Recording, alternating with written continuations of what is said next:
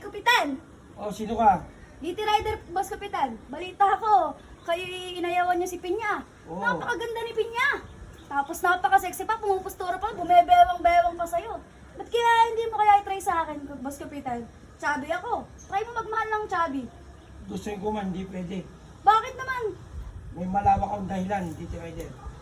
Paano naging malawak yun, Boss Kapitan? Ay, teka.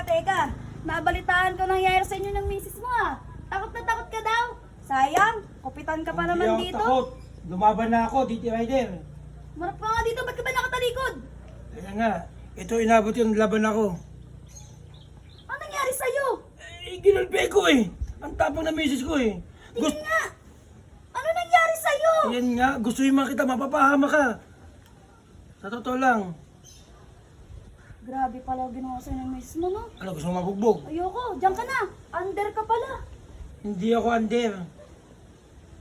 Mahal ko lang siya.